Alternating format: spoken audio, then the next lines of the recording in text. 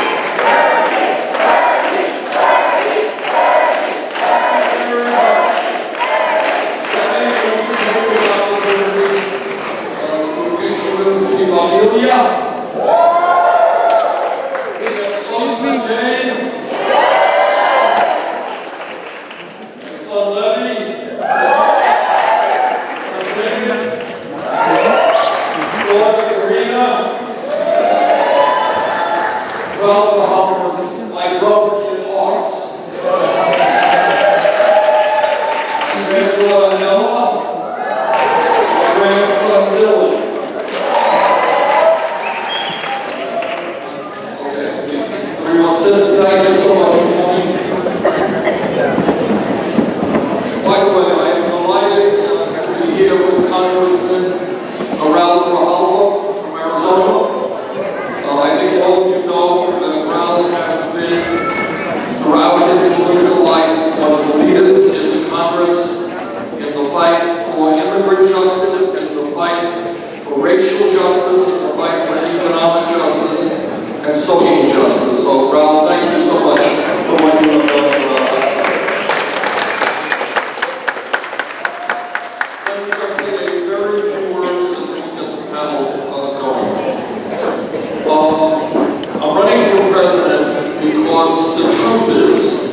Given the many crises that we face as a nation, it is just too late for establishment politics and establishment economics. We need real change today. And it is not credible to me that we can have candidates who take millions of dollars from Wall Street and other special interests and then tell us they're going to stand up to those powerful special interests and create a government that works for all of us. In terms of immigration issues and issues of particular concern to the Latino community, number one, I want you all to know that I am the son of an immigrant, first generation.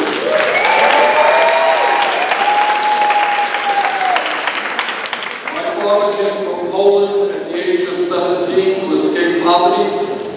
He came to this country with no money. He came to this country not speaking a word of English, but he became a very proud American because he saw what the United States could do, what this country could do for his two sons. Never made much money, but he was a very proud American because of the opportunities this country gave him. Where we are today, and I will go into this in greater length, is in terms of immigration policy. Everybody here knows our immigration system is totally broken. No one debates that. And before I even get to immigration reform, I want to say that as a United States Senator and as President of the United States, I am going to do, and have done, and will do, everything I can to combat the bigotry and the ignorance of Donald Trump and people like that.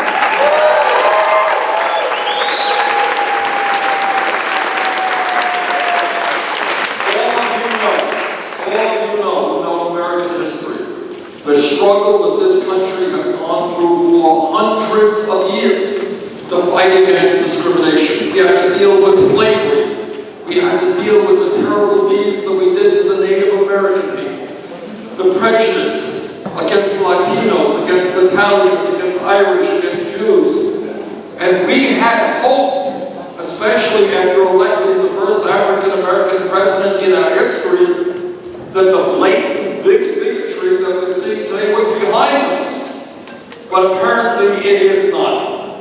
And it is incumbent upon all of us to stand up to Donald Trump and to tell him that his bigotry, his trying to divide us up, his insults to the Mexican and Latino community, to the Muslim community, to women, to veterans, to African Americans. That is not what this country is about. We will not accept it for 1 second.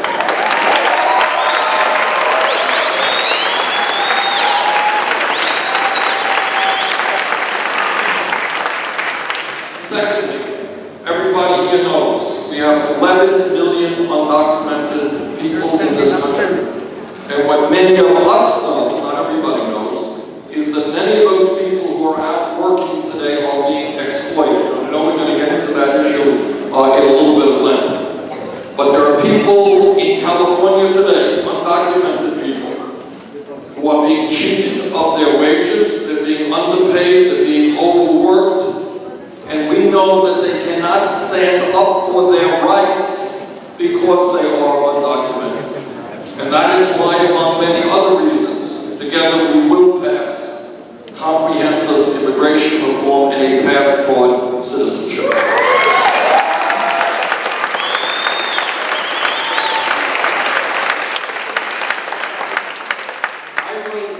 I don't know if any of you have been there. Probably you have, but to Friendship Park in San Diego. People been there? Yeah. And it's a park located right on the ocean, and in one sense it is a beautiful area. You're looking right out to the Pacific Ocean. On the other hand, it is a very tragic and sad location because there is a fence there.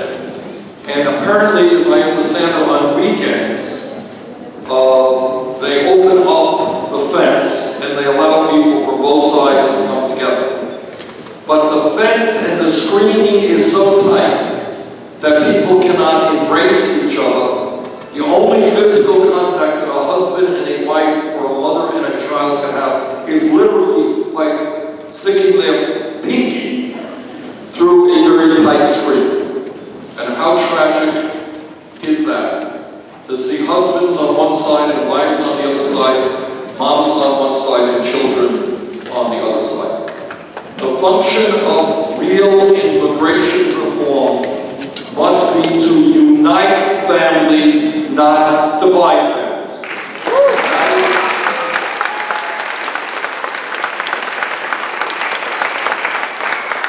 That is why we will end the current ill-advised deportation policies that currently exist.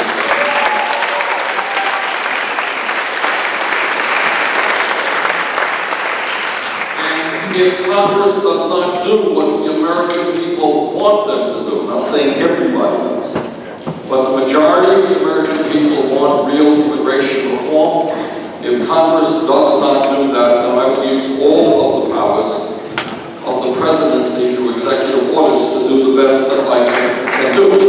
But clearly the preferable and long-term solution is comprehensive immigration reform.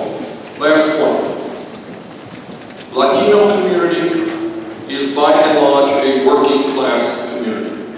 And like the rest of the American working class, people are struggling to put bread on the table and to make ends meet. I believe that we have an economic agenda, not just an immigration reform agenda, but an economic agenda that makes sense and works for the Latino community. What does it mean, very briefly?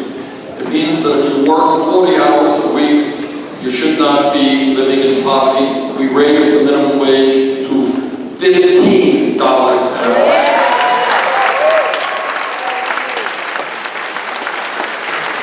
And we make sure that women get equal pay for equal work.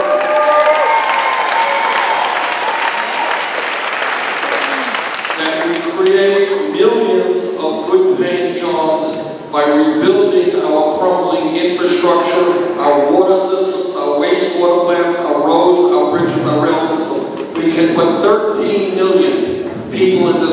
country back to work at good wages and make this country more productive.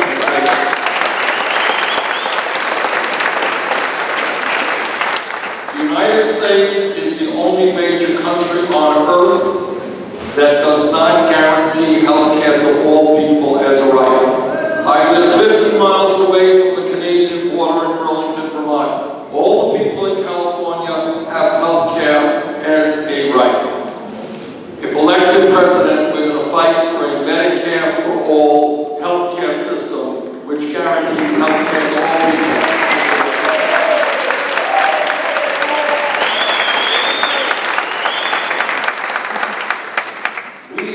Hundreds of thousands of bright young people in this country who cannot afford to go to college, and many others who are leaving school $30,000, $50,000, $70,000 in debt.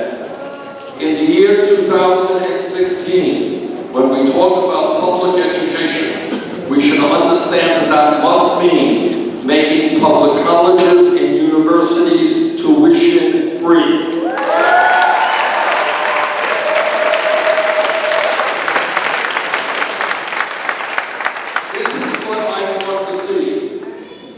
Yes, we are. I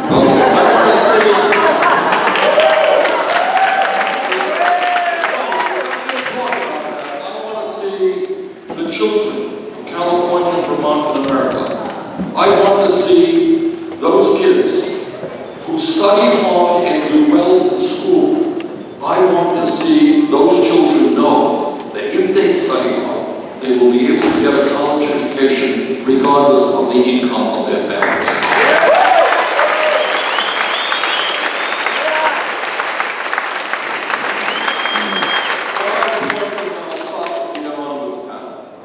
And I know that many of you are deeply concerned about our criminal justice system. All right? And you should be. This is a broken system. We have a broken immigration system. We have a broken criminal justice system. Here's the facts. The facts are that in this country today, we have more people in jail than any other country on earth. You all know that? We have 2.2 million people, disproportionately African American, Latino, and Native American. Now here's something else that we have in this country. We have communities in our inner cities, African American communities, Latino communities. We have communities in rural America where the youth unemployment rate is 30, 40, 50%. That means you have kids who are 17, 18 years of age. They leave high school and you know what? There are no jobs available to them. And when you have young people who have no jobs, who are not in school, who are hanging out on street corners, bad things can happen. And that is why I very strongly believe that as a nation we should invest in our young people in jobs and education, not jails or incarceration.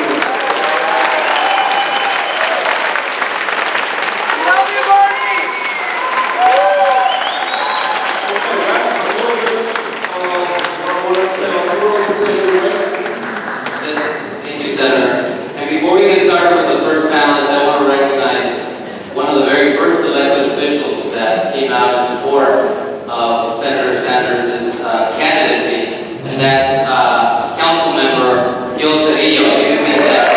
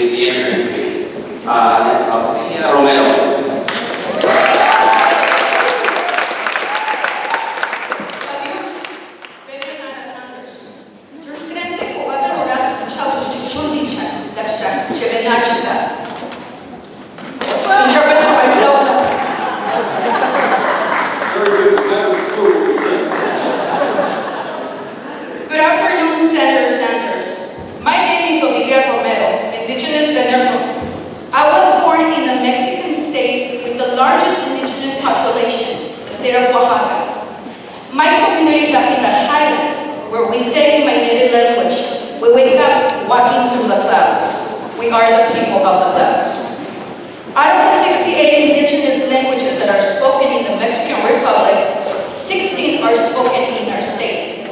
Mexico is a multicultural, multilingual country where 7.2 million Mexicans speak an indigenous language and 11.3% speak only an indigenous language.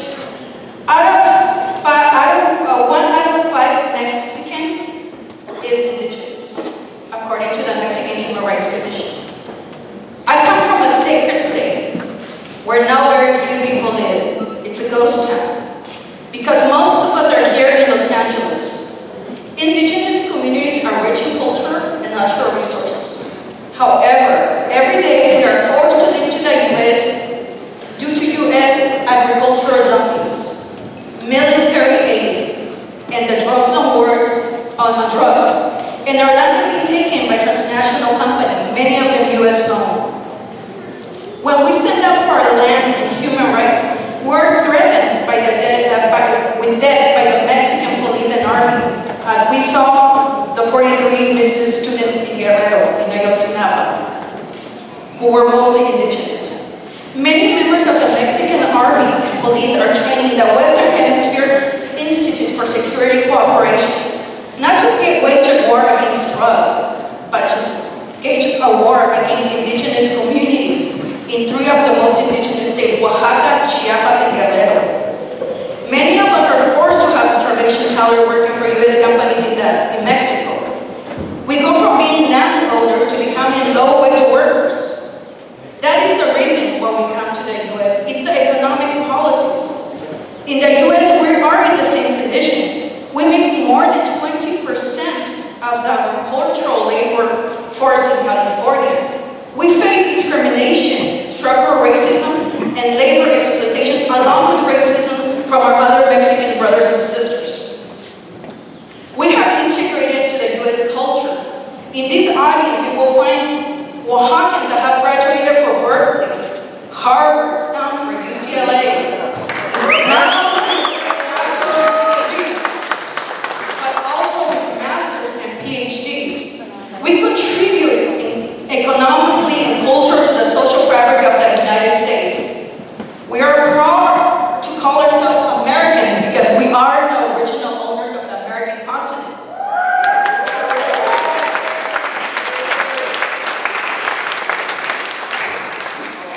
Yet, we are so proud of being from this great country.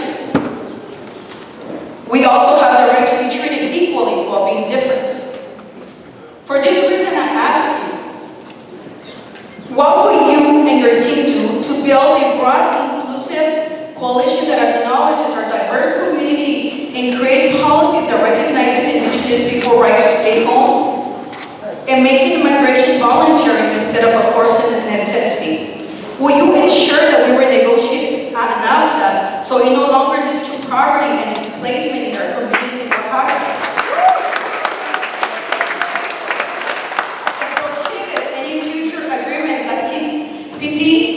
That increases unemployment, low wages, poverty, and displacement of indigenous people all over. Thank you and welcome to Oaxaca, California.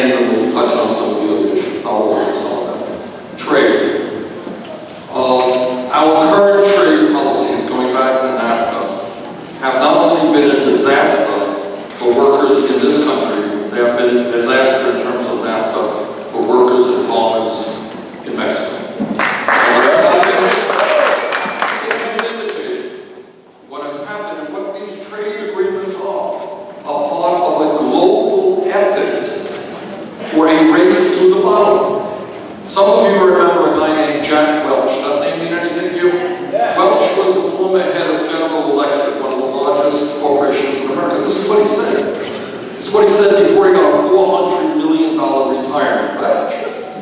What he said is, if I had my druthers, if I had my wishes, I would put our manufacturing plants, GE's manufacturing plants, on a barge, on a boat. And I would take them to those parts of the world where wages were the lowest. And if somebody can go lower than Mexico, we'll go there. You go lower than China, you go to Vietnam. If you go to lower than Vietnam, we'll find a place in the world where we can employ people for pennies an hour. So you're looking at somebody unlike Secretary Clinton, who opposed all of these disastrous trade agreements, which have cost us millions of dollars. Now, that is what those trade agreements have done in this country. What they have done in Mexico is to drive small family farmers off of their land. There are communities in Mexico where you no longer can find men there or farms there because they're shut down because they're unable to compete against cheap corn coming in from the United States. So you're seeing a policy which has hurt workers in this country, hurt farmers in Mexico. We will together transform our trade policies so that they work for the working people of this country, that they work for the poor people of other countries, not just for the CEOs of large corporations. That's our trade policy.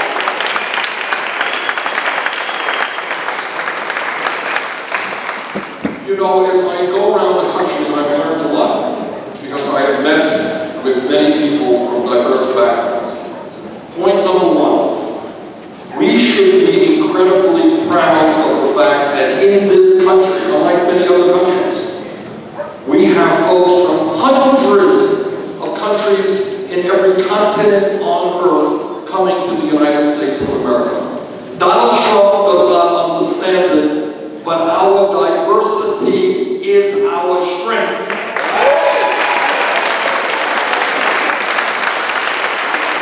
Think what your people are adding to the culture of this country. Think what people from Africa are adding to the culture of this country, from Europe, from Asia. That is our strength, and we've got to build on that strength and not allow people to attack that strength. And by that, what I mean is all of us are proud of where we come from. I just talked literally yesterday, last night, to a group of Native Americans who understand that one of the challenges that their young people have is they have broken the roots from where they come from. As human beings, it is important that all of us know where we come from, that we maintain the languages that our people, our culture, that we protect the sovereign rights of people and the promises that were made to people. So to get to your very first question, whether it is dealing with the immigrant population or any other group, we have many problems in this country. If anybody thinks that I or anybody else who might become president knows all the answers, you're very wrong. The people who know the answers are the people who are doing the work, who are living the lives every single day. And when we're looking at us, what a good, smart leader does for his or her own self-interest, you bring in the communities to say, all right, what do you see the problems? What do you see the solutions? How do we go forward? That has always been part of what I have tried to do, and certainly that is what I will do with the immigrant population. Thank you.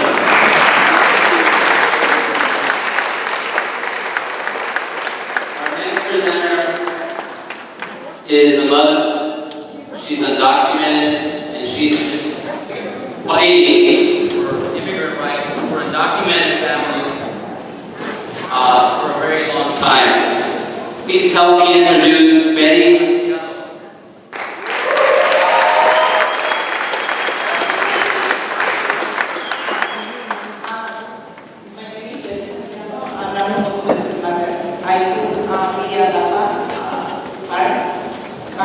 You know what happened, so I just have a call. I've been living here for 3 years, and I never have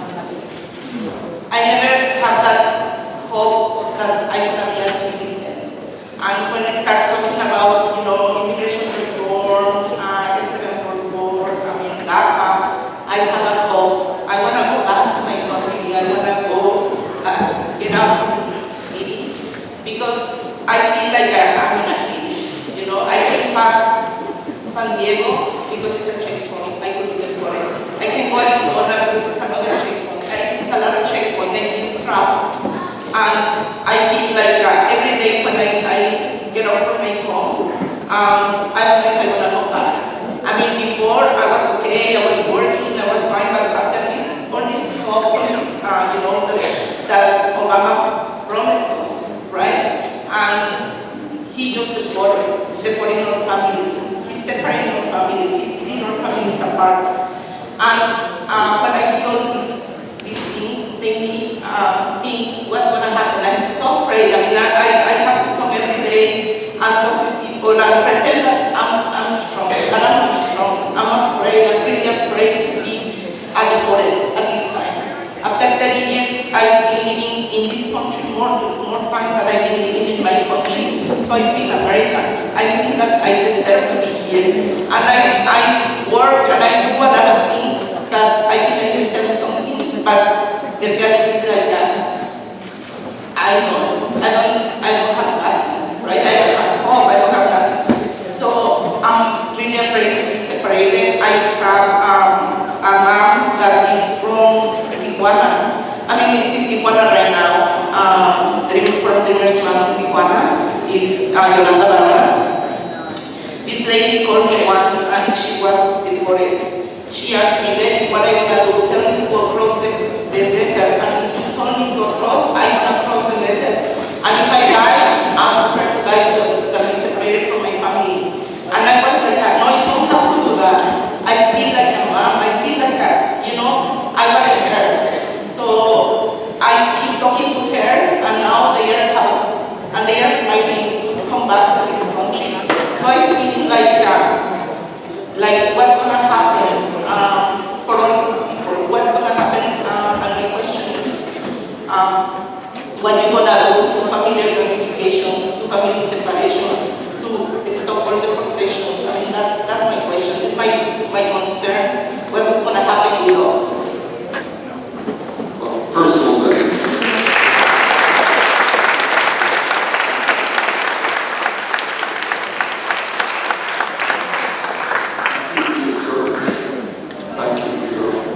willingness in your own difficult times to help other people. All right, so number one, as I mentioned earlier, our immigration policy must be to unite families, not to divide them. I do end the deportation policies that currently exist in the United States.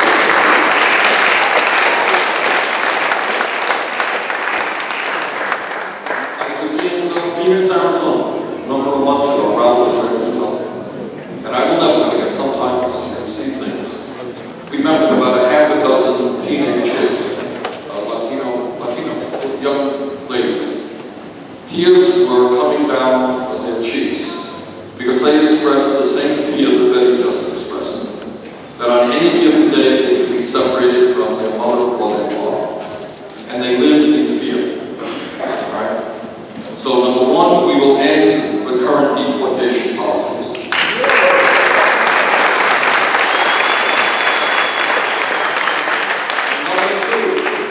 We will fight for the comprehensive immigration reform that we need. We've been in this country 30 years. You've been in this country 30 years. You are in America in every sense that we have to make that clear.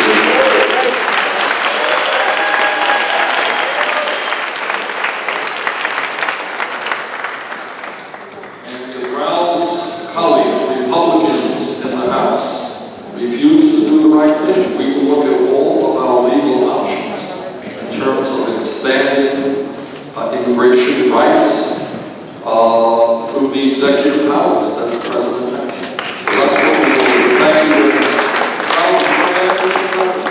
Einar. No, microphone.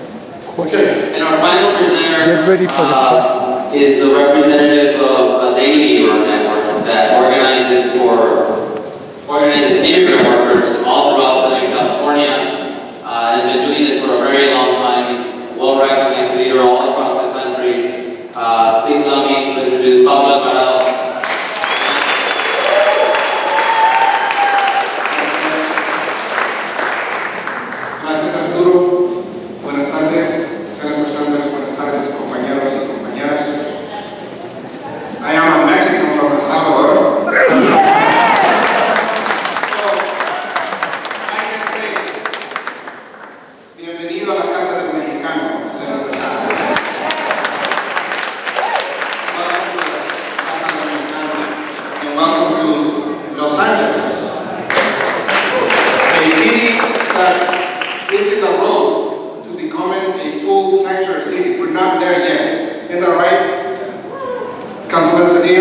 we're that way, right?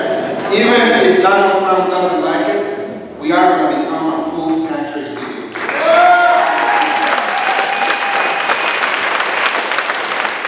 And with you in the White House, our country will become a sanctuary for everybody. So I have had the honor to work with the men and women who stand on public sidewalks and in front of home improvement stores, honored to work with low-wage workers, together with many colleagues who are here in this room today, and many colleagues across the country. We've been able to set up many worker centers. And in these worker centers, which is the face of the new labor movement, in many of these centers, what our organizers do, we make sure that we send people to job assignments. We make sure that if they don't get paid, they get their wages back.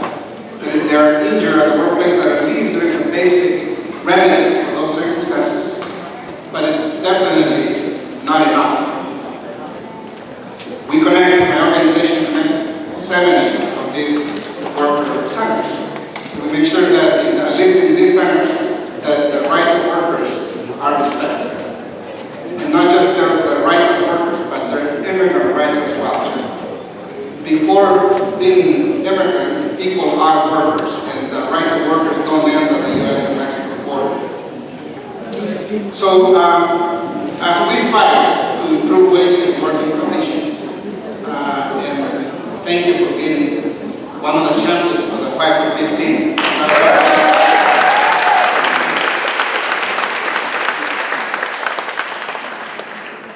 But there are many abuses that go unanswered in this, in our country.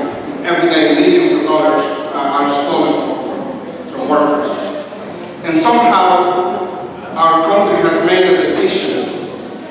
Our country has built an incredible infrastructure to persecute the young man who steals a candy at a local store, particularly if that man is a young person of color. We have incredible infrastructure. Our city spends half of our budget in police officers persecuting people like that. But the infrastructure to persecute employers who steal the workers' wages is very minimal. In California itself, there's one investigator per county that the state labor commission has. It doesn't really make sense. So as much progress that we've made nationally in pushing for the 5 for 15, we got to make sure that those decisions that our council members have made at the local and at the state level get enforced. And as a representative of immigrant workers, the best way, one of the best ways to start making sure that we enforce those laws is by making sure that every undocumented worker who is cheated of his or her wages, every undocumented worker whose workplace rights are violated, that they have an opportunity